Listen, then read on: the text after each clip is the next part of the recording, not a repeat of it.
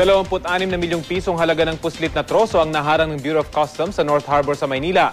Itinurn over na sa DNR ang mga nasabat na troso na planong gawing mga armchair para sa mga pampublikong eskwelahan. Balitang hatid ni Dante Perello.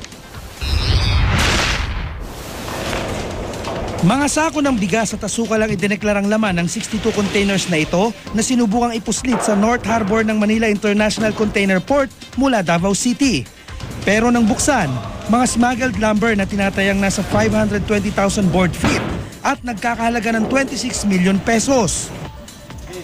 Nasa kote ang mga lumber na ito sa 4 na magkakahiwalay na insidente nitong nakaraang Marso, Abril at Hunyo. Iniimbestigahan pa ng customs kung sino ang consignee ng smuggled lumber. Na-turn over na ang mga nakumpiska ng BOC sa DNR.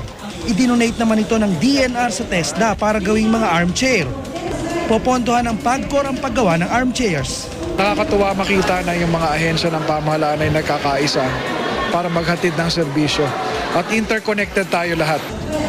Ang humigit kumulang 46,000 armchairs na mabubuo, ibebenta sa Department of Education sa mas mababang halaga at ipamamahagi sa mga public schools sa buong bansa.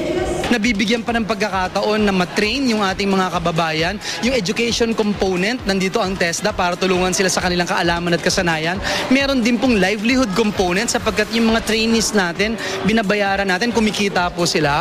Bahagi ito ng Pinoy Bayanihan Project ng administrasyon kung saan kapit-bisig ang ahensya ng gobyerno para masugpo ang korupsyon, magkaroon ng trabaho, mapataas ang antas ng edukasyon at mapangalagaan ng kalikasan. Ito nati-triple o quadruple mo yung value kasi kinumpiska mo, natitigil mo yung illegal logging. You are addressing the concern na yung illegal logging sa Mindanao. Efficient yung confiscation dahil tumutulong lahat, customs, marines, police and so on, Coast Guard. Dante Perello, GMA News.